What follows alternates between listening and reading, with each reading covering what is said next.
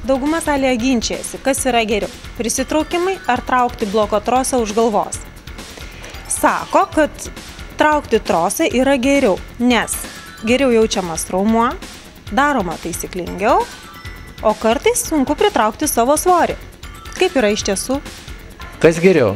Traukti trosą, tai yra naudoti bloką, ar tiesiog atlikti pristraukimus. Viskas priklauso nuo to, ko jūs siekiate. Jeigu į salę ateinate praleisti laiko, nesiekite pakeisti savo minčių formos, tada blokas ko gero yra geriau. Jeigu negalite surasti instruktoriaus ar trenerio, kuris išmokintų teisingai atlikti pristraukimus, taip pat trosas yra geriau. Tačiau tuo atveju, kada jūs norite keistis, norite padidinti minčių plotį, tai yra santykį tarp pečių, lankų ir talijos, tada be abejonės, kad geriau yra pristraukimai.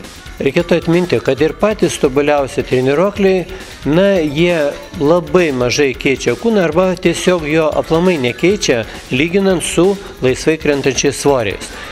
Taigi, kaip jau sakiau, jeigu jūs norite stipriau pasikeisti, mokinkitės atlikti pristraukimus. Jei norite bendrai padidinti minčių plotį, kas pagerins santykį tarp talijos ir pečių, galite pristraukinėti be pagalbos. Tik tai reikėtų kojas atvesti atgal, krūtinę paduoti į priekį ir stengtis išjungti rankas bei pečius. Neturėtumėt nusileidę kūprintis. O jeigu jūsų svoris yra per didelis, ieškokite, kur galite atsiremti koją, kad korpusas išvyktų statmenas grindims ir alkūnės spauskite žemyn, jokių būdų nesukite riešo, nes pirmą pavargs rankos, dar reikiamai neapkrovos minčių. Galima naudoti ir laikymosi pagalbą, kablius ar dirželius.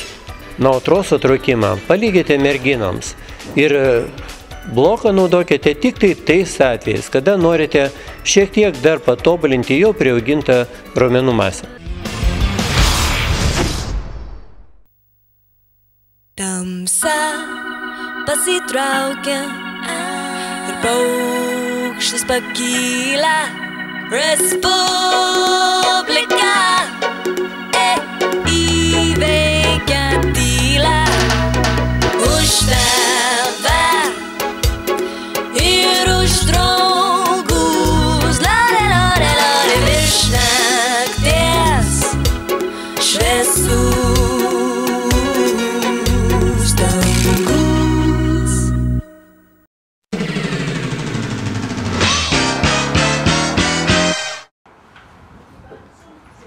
Sveiki, taigi mes ankstesnėje laidoje džiaugiamės mūsų jaunųjų lietuvaičių iškovojimais pačiuose seniausiuose kultūrizmo varžybose Miss ir Mister Universum.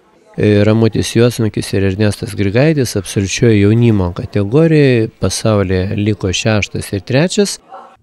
Mes matom šios jaunus vaikinus, ir tokias taurės jie parsigabeno namo kaip prisiminimą apie šias varžybas. O dabar jūsų dėmesio yra vyrų kultūrizmo kategorija, 3 kategorija, tai yra vyrai, kurių ūgis yra iki 1,74 cm. Ir šioje kategorijoje 6 vietą iškovojo Aleksej Šaikin iš Rusijos. Beje, labai įdomus pasirodymas, jeigu jaunieji kultūristai stebi mūsų laidą, tai galėtų pasimokyti iš to vyro, kaip reikia judėti, kad tai yra galima surasti įvairiausių nestandartinių pozicijų, kurios yra įdomios, žavės, ir tai puošia kultūrizmą. Šaikinas turi kažkokių įgūdžių matomai iš ankstesnio savo veiklos prieš kultūrizmą, ar tai šokį, ar tai baletė, ir, kaip matom, juda puikiai.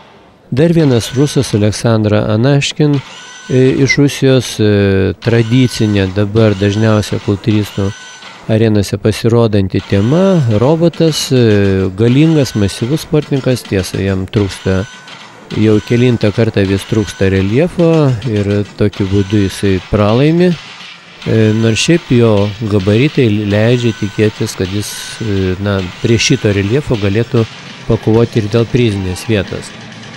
Ukrainietis Jurij Kovalov, beje, turėjęs profesionalo statusą, anksčiau dalyvavęs profesionalų varžybose, dabar vėl mėgėjas, ir tose varžybose, kaip profesionalai, neypatingai aukšta vieta, 4. Ko jam trūko prieš pagrindinius konkurentus, kurie papuolė į prizininkų gretas, tai taip pat kaip ir rusai reljefas. Šiaip tvarkingas raumuo, gražiai sudėtas sportininkas, masyvumas irgi yra neblogas, bet kaip matot, tiek ant sėdmenų, tiek ant nugaros, tiek iš priekio, kai kuriuose vietose mes nematom gilesnį ryškumą, šiek tiek užplaukęs raumuo, todėl ir atitinkamai yra vieta. Šiaip nabai yra vertinamas ne tik proporcijos, simetrija, gabaritai, bet ir ne paskutinėje vietoje yra reljefas. Tačiau reljefas jis turi būti saikingas, tai yra turi būti gyvas raumuo, iš apačios prasimanšantis giluminis reljefas, ką demonstruoja Andy Poyfield iš Škotijos. Sportininkas masyvus, galingas, gal šiek tiek kampuotas, todėl ir nusileido.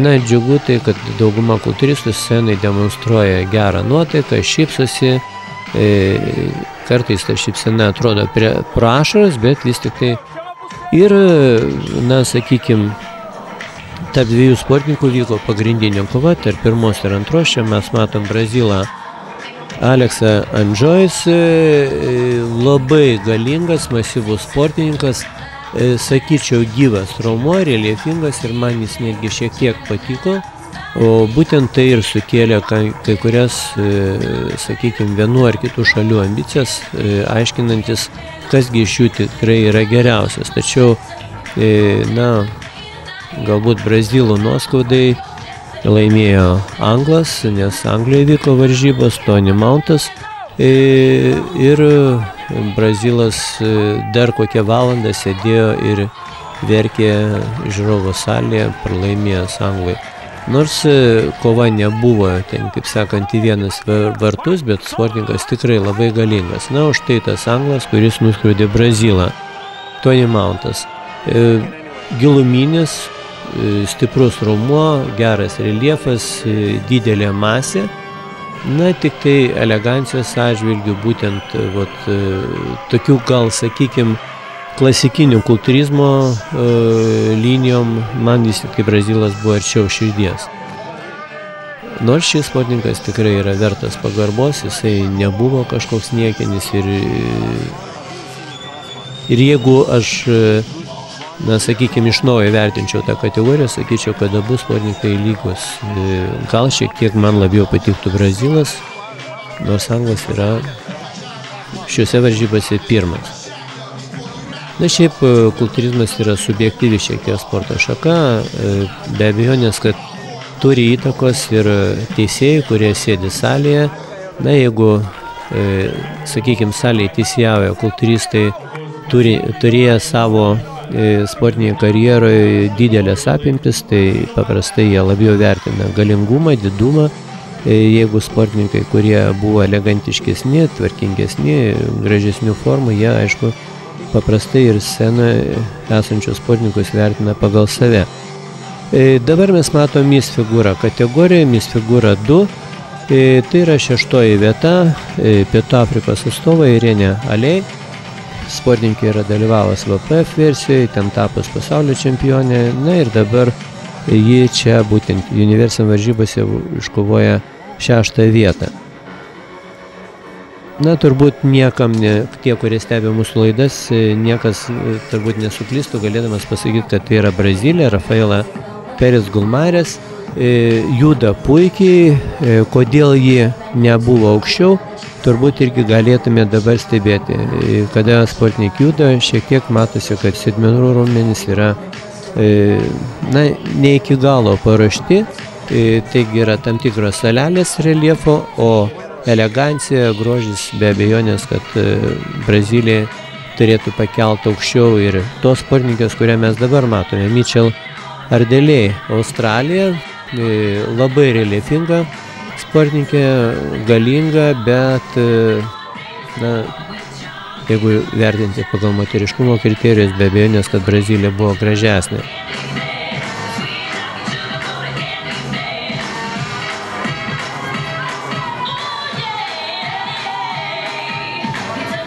Sherry Steele, atsiprašau, tai yra Federica Ortu Italija, kuri tose varžybose iškovoja 3 vietą.